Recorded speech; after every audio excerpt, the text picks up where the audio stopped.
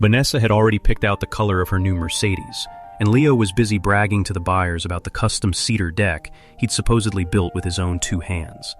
They were sitting at a mahogany table in a high-rise office downtown, waiting to sign away the property for $820,000. Then the closing attorney stopped tapping his pen, looked directly at them and said, "There is a major issue here. The individuals listed on this contract do not have the legal authority to sell this house." Vanessa's face went rigid. "What the hell do you mean we don't have authority? My husband and I have lived there for 8 years. The attorney didn't argue. He just pulled out a certified deed, slid it across the glass table, and pointed at the bottom line.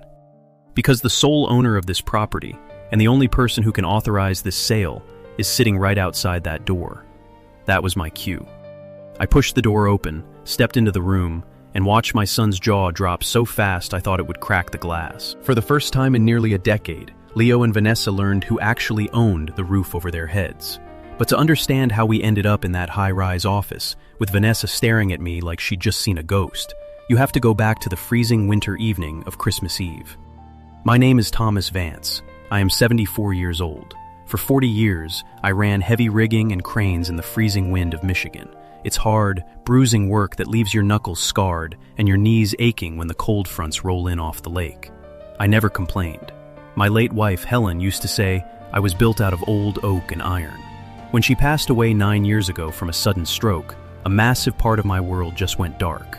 I stayed in our old family home for a while, but every empty room felt like a physical weight on my chest. Then my son Leo hit rock bottom. Leo was always a smart kid, but he lacked grit. He had opened a high-end custom cabinet shop with some hotshot partner who ended up cleaning out the business accounts and fleeing across the state line. Suddenly, Leo was drowning.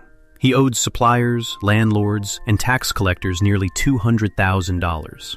He had a wife, Vanessa, and 2 young kids, Mark, who was only 6 at the time, and Chloe, who was barely 3. They were about to be thrown out onto the street. I couldn't watch my grandkids suffer. I sold the big family home, took the cash, and bought a beautiful 4-bedroom ranch-style house in a quiet, wooded suburb outside Grand Rapids. But I didn't buy it in my name. My lawyer, Marcus Thorne, advised me to put it under an asset protection company we set up called Vance Heritage Holdings, LLC. It was a clean, legal way to keep my retirement assets safe and avoid any messy probate issues down the road. I told Leo and Vanessa they could move in. I told them to just cover the property taxes and keep the place in good shape. Because I wanted them to maintain their pride, I didn't broadcast the legal details. They knew the company name on the paperwork, but over the years, their minds conveniently blurred the lines. They started believing the house was a family gift, or that Leo's name was somehow on the title. I never corrected them because, frankly, I wanted my son to feel like a man again. That was my first mistake. For the first few years, things were decent. I lived in the finished basement apartment. It had its own kitchen, a small living area, and a separate entrance. I stayed out of their way. I spent my time working on old outboards in the garage, or taking Mark and Chloe to the lake to fish for bluegills. But as Leo's financial situation stabilized and Vanessa started mingling with the country club crowd in our new neighborhood, the atmosphere in that house began to sour. It started with small, greasy comments. "Thomas, do you really have to leave your work boots by the back door? They smell like diesel," Vanessa would say, wrinkling her nose as if I dragged a dead animal into her pristine kitchen. Then it was about my old golden retriever, Buster. Buster was 14, blind in one eye, and the last physical connection I had to my Helen. When Buster had an accident on the rug near the entryway, Vanessa threw a fit that lasted 3 days. She demanded I keep him downstairs or get rid of him. I ended up spending $200 to deep clean the entire hallway myself, but the coldness in her eyes didn't fade. Leo never said a word. He just sat there at the kitchen island, staring at his phone, pretending he was deaf. That hurt more than Vanessa's whining. A father expects a little back alley trash talk from an in-law, but you expect your own flesh and blood to have a backbone. When Buster passed away 2 winters ago, nobody in that house shed a tear but me. I buried him out by the old oak tree in the back lot. When I came inside, my hands covered in frozen dirt, Vanessa looked up from her tablet and asked if I could move my old fishing boat out of the driveway because it was ruining the curb appeal for her bridge club meeting. I looked at Leo. "You want the boat moved, son?" Leo shifted in his chair, refusing to meet my eyes. "Well, Dad, she's right. It's getting a little crowded out there." I nodded, walked downstairs, and washed the dirt off my hands in the sink. I realized then that I wasn't a patriarch helping his family. I was a tenant they were tolerating. By the time this past autumn rolled around, the tolerance had turned into outright hostility. Vanessa had completely integrated into the wealthy suburban lifestyle, and our modest ranch house wasn't fancy enough for her anymore. She wanted a 2-story colonial in a gated community 3 miles north.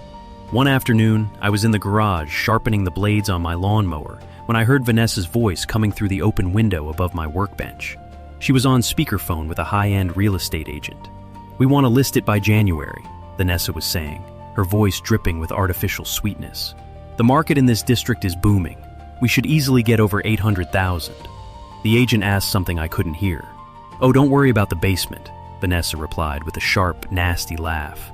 "We're making arrangements for my father-in-law. He's getting to the age where he needs professional care anyway.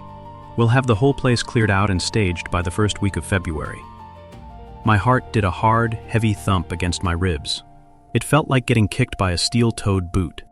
They were planning to sell my house, pocket the cash, and dump me in some state-run warehouse for old folks, all without ever asking me. I didn't storm upstairs. I didn't scream. When you spend 40 years operating heavy machinery, you learn that panic is how people get killed. You keep your hands steady on the controls, and you plan your next move. I walked inside, grabbed my keys, and drove straight to Marcus Thorne's office. Marcus has been my lawyer and my fishing buddy since we were both 30. He listened to me explain the situation, his eyebrows climbing higher and higher with every sentence. "They actually think they own it?" Marcus asked, leaning back in his leather chair. "Vanessa does," I said, "and Leo is too much of a coward to tell her otherwise. He probably let her believe some lie about me signing it over to him years ago, just to keep her happy." Marcus shook his head. "They can't list that property without the LLC's authorization. If they try, they're committing fraud." "Let them try," I said quietly. Marcus stared at me. "Thomas, what are you playing at?" "I want to see how far my son will go," I told him. "I want to see if he has any of his mother's blood left in him, or if he's completely hollowed out. Don't block the listing. Let them find a buyer. Let them schedule the closing. Just keep our name off the public portals until the final title search is run." "You're playing with fire, old friend," Marcus warned. "Maybe," I said, "but cold steel is forged in fire." The next 2 months were a slow, agonizing crawl. I stayed downstairs as much as possible, listening to the footsteps echoing on the ceiling above me. I watched through the window as realtors walked through my yard, taking photos of my trees and my driveway. I saw Vanessa pointing at the garage, gesturing wildly as she talked about demolishing the workshop to put in a 3-car carriage house. Leo kept his distance. He couldn't look me in the eye when we passed each other in the hallway. He knew what they were planning, and the guilt was eating him alive, but he was too terrified of Vanessa to stop the train. Then came Christmas Eve. Outside, a brutal Michigan blizzard was howling, dumping 6 inches of wet, heavy snow across the driveway. Inside, the house was warm, smelling of pine needles and roasted turkey. Mark and Chloe were upstairs in their rooms, whispering about Santa Claus. I was sitting in my basement living room, looking at an old photo of Helen, when I heard heavy footsteps coming down the wooden stairs. It was Leo. He looked pale, his hands shoved deep into his pockets. Vanessa followed close behind her husband, her face set in a hard, determined mask. "Dad," Leo started, his voice cracking slightly, "we need to talk." "I'm listening," I said, not standing up. Vanessa stepped forward, taking the lead. She didn't want to waste time. "Thomas, we've made a decision. The kids are getting older, and we need this basement space. We're putting in a study and a recreation room for them, and honestly, we think the stairs are getting to be too much for you." I looked at Leo. "The stairs?" Leo looked at the floorboards. "Yeah, Dad, you know, your knees." "We've already reached out to the Golden Meadows facility down by the highway," Vanessa interrupted, her voice completely devoid of empathy. "They have a lovely semi-private room available starting next week. We've actually gone ahead and packed a few of your things to make the transition easier." She pointed to the corner of the room. There sat my old canvas duffel bag, the one I'd used for 40 years to carry my dry clothes and thermos to the construction sites. She had stuffed my flannel shirts, my extra trousers, and a few framed photos into it. They were throwing me out on Christmas Eve. "You packed my bag," I said, my voice dead calm. "It's just the essentials for now," Vanessa said, offering a tight, patronizing smile. "The movers can bring the rest of your junk later. Leo will drive you over to the motel near the interstate tonight, and you can check into the facility on Thursday." I stood up. My knees did ache, but I stood tall, letting all 6 feet and 2 inches of my frame tower over them. I looked at my son. "Leo," I said, my voice deep and steady, "are you throwing your father out of his house on Christmas Eve?" Leo flinched. He looked like he wanted to crawl into a hole and die. "Dad, please. It's just... Vanessa is right. We need the space. We have to think about the future. The market is... We have to make a move." "A move?" I repeated. "It's our house, Thomas," Vanessa snapped, her patience finally evaporating. "We've been paying the taxes and maintaining this place for 8 years. We have the right to do what's best for our family. You're just holding us back." I looked at the canvas duffel bag.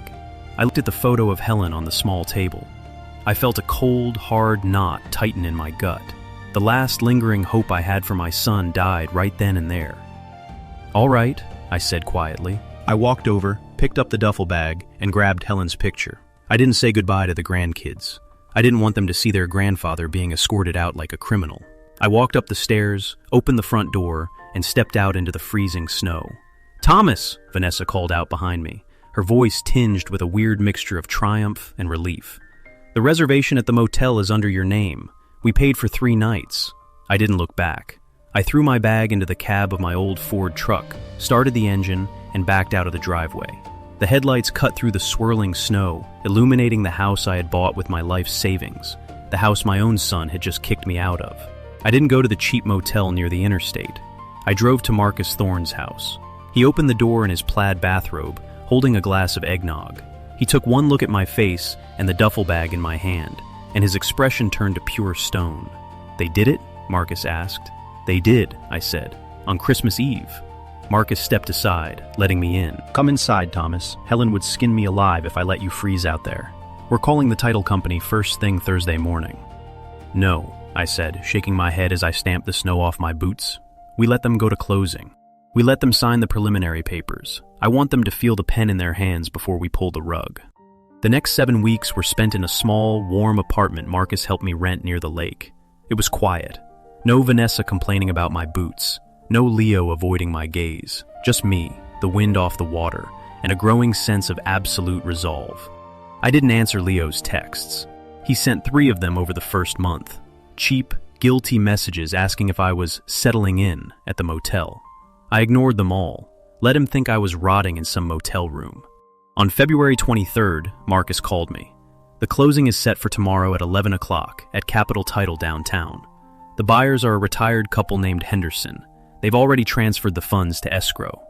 "Are we ready?" I asked. "The deed and the LLC filings are in my briefcase," Marcus said.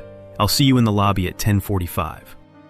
That brings us back to the mahogany table, the glass walls of the high-rise, and the look of sheer, unadulterated terror on Vanessa's face as I walked into the room.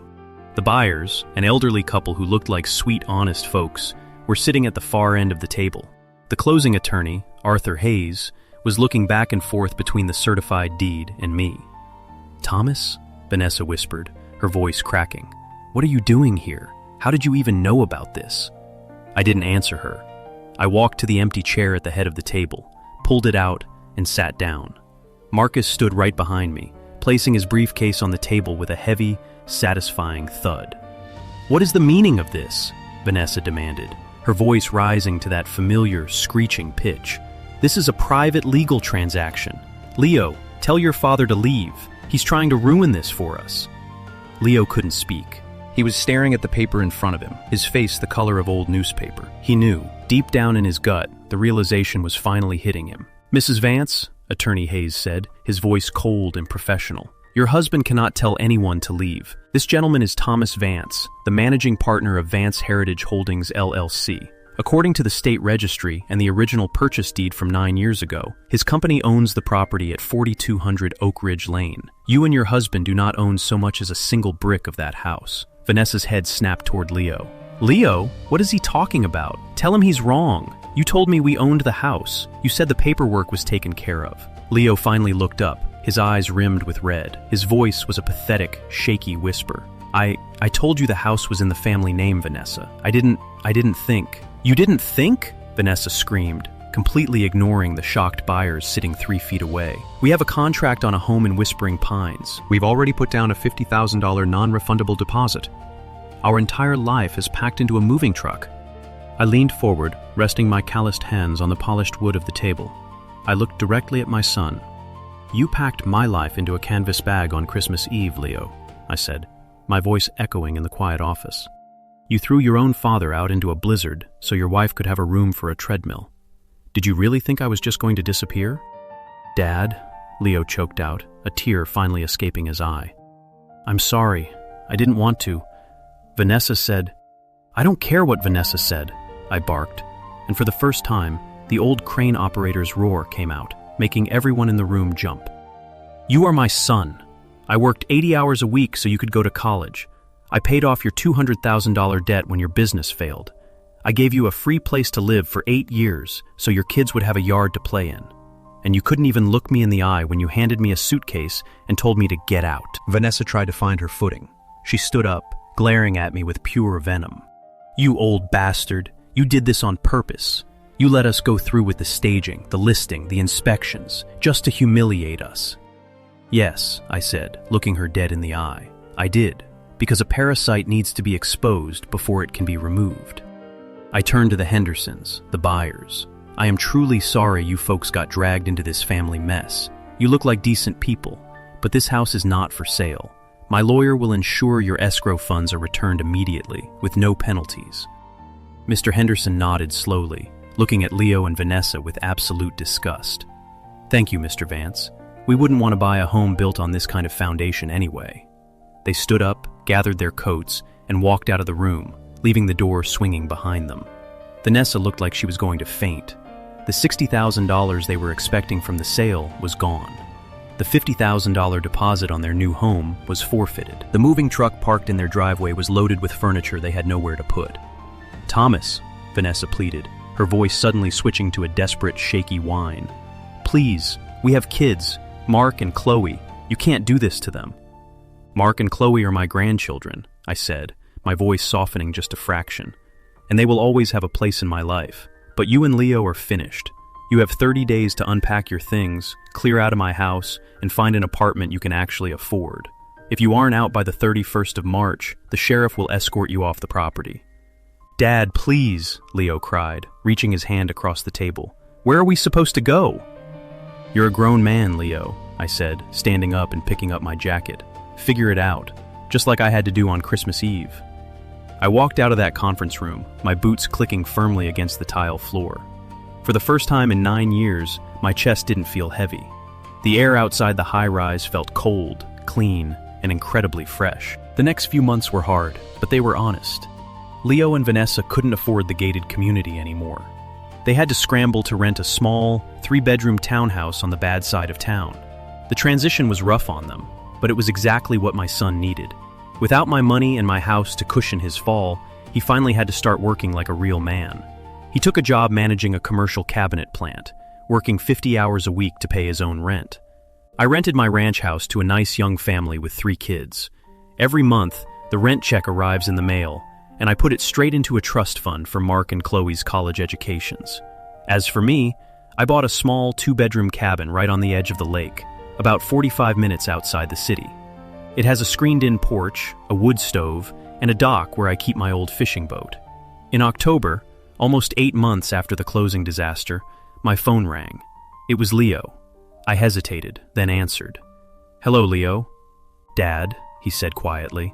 There was no anger in his voice anymore, just a deep, heavy exhaustion. I was wondering if I could come up this weekend. Just me. Maybe we could go out on the boat? I looked out the window at the lake. The water was calm, reflecting the golden autumn leaves of the birch trees. The bluegills are biting near the weeds, Leo, I told him. Come on up, but leave your boots on the porch. There was a long pause on the other end of the line. I could hear him taking a shaky breath.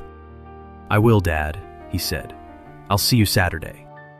Our relationship isn't perfect now. You don't rebuild a shattered house overnight, and you don't instantly heal a bond that was cracked by years of neglect and betrayal. But we've started.